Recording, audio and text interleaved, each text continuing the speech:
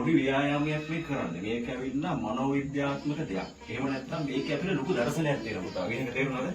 ලොකු දර්ශනයක් තියෙනවා. ඒකෝට මේක මොටිවේෂන් කියලා අපි කියන්නේ අභිප්‍රේරණය.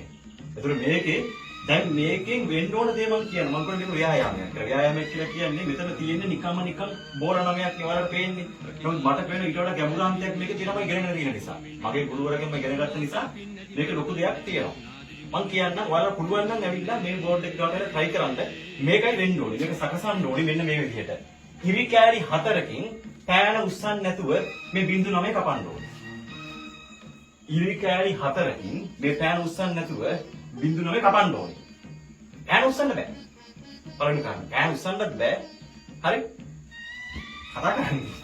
හා? පෑන උස්සන්නත් බෑ. ඉරි කෑලි 4කින් කපන්නත් ඕනේ. පුළුවන්ද? බැරි නම් මම ආපහු සැරයක් වෙන තැනකින් අද ගන්නම් මට කියන්න ඔයාලට මේ මම කල්ලා පෙන්නන්න. try කරන්න පොඩ්ඩක් කරන්න පුළුවන් මේක. පුළුවන් නම් එන්න. හා? තුනකින් බෑ හතරකින්. පහින් දෙයි. හතරයි කොහොමයි පහින් දෙයි තුනකින් බැරි ගියා.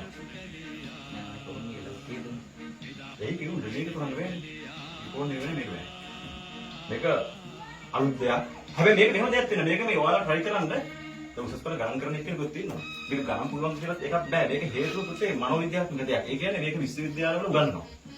ශාස්ත්‍රවේදී ශාස්ත්‍රපති උපාධිය තියෙන එකත් මේක බෑ. පෑන තියලා උස්සන්න බෑ. පෑන තියලා උස්සන්න බෑ. පෑන තියලා උස්සන්න නැතුව ඉරි 4කින් මේ රවුන්ඩ් 9 බෝල 9ම කපන්න ඕනේ. කොහොමද? ඉදිම ගන්න. එහෙම කොහොමද? ඔයාලා කියන්න කොහොමද මේ පැත්තෙන් මේ පැත්තෙන් උත්තර ගන්නකො.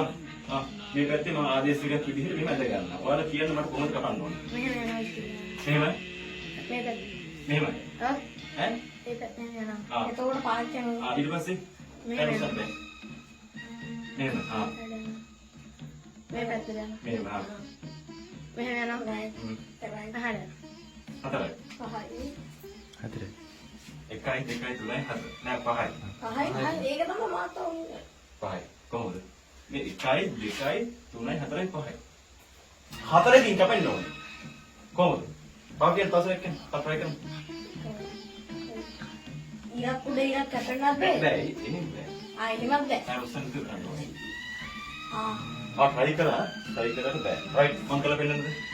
ඉතින් ඉස්සලා මේකෙන් දෙයක් වෙන දේ මම කියන්නේ. ඒ තමයි මම කිව්වා දැන් අපි ප්‍රශ්න වෙනවනේ ජීවිතේනේ. ඒ වැඩි හිටියන්වත් ප්‍රශ්න වෙනවා, පොඩි හිටියෝ විදිහට ඕනනම් ප්‍රශ්න වෙනවා, ගුරු විදිහට අපිටත් ප්‍රශ්න වෙනවා. මොකක් හරි ප්‍රශ්නයක් නැත්නම් අහගෙන බව් මරාලෙක් හරි පඩල යනවනේ. එතකොට ඒකත් ප්‍රශ්නයක් නේ. ඒකත් විසඳ ගන්න ඕනේ. ඔයාලා අහලා තියෙනද ඇල්බර්ට් අයින්ස්ටයින්? ඇල්බර්ට් අයින්ස්ටයින් කියලා තියෙන පුතේ දවල් ගණන් වලට ඕනෙනවා. ඇල්බර්ට් අයින්ස්ටයින් කියලා තියෙනවා මොනවා හරි ප්‍රශ්නයක් වුණාට පස්සේ ඒ ප්‍රශ්නේ ඇතුලේ අපි ඉඳගෙන මොකද අහගෙන මේ කියන්නේ ඒ ප්‍රශ්නේ ඇතුලේ අපි ඉඳගෙන ඒ මානසිකත්වයෙන් ප්‍රශ්නේ විසඳන්න ගියොත් එම අපිට කවදාවත් විසඳ ගන්න බෑ. කවදාවත් බෑ.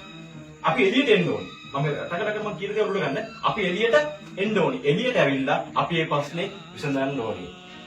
out of the box thinking කියලා තමයි ඉංග්‍රීසියෙන් කියන්නේ. out of the box thinking. දැන් මොකද දෙයක් කියලා. දැන් ප්‍රශ්නයක් ළඟට ලව් ප්‍රශ්නයක් වුණා කියලා දැන් හිතපු ගමන් දෝනි තරහ වෙනවනේ. ඒක ඔයගොල්ලෝ යාළුවෝ කෙනෙක් කෙල්ලොත් එක්ක දැන් මගෙත් තෝම හිතපු ගමන් දෝනි තරහ වෙනවා. දෝනි තරහ වුණාට පස්සේ හරිද?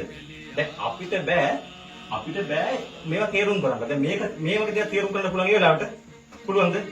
මේ වගේ දේවල් තේරුම් ගන්නට වැඩි හොඳයි අර කුඹරකට ගිහිල්ලා මේවා වැස්සියු ඉන්නවනේ. වන්න උන්ට මේ ගණන් තේරුම් කරනවා. ඒ නිසා මේ ඒ වගේ දේවල් ඒ වගේ ප්‍රශ්න වලදී මේක තේරුම් කරන්න බෑ. ගෙදර ප්‍රශ්න වලට පස්සෙත් මේක තේරුම් කරන්න බෑ. එළියට එන්න කියන වචනේ මම කිව්වා. දැන් ඔයා ඉස්සර මට කිව්වනේ මේක හදන්න කියලා. ඒතර කීයක් තිබුණාද? ඉලි කැඩි තිබුණා 5ක් තිබුණා. ඇයි ඒ? අපි ඇතුලේ හිටියේ නම එළියට යනවා.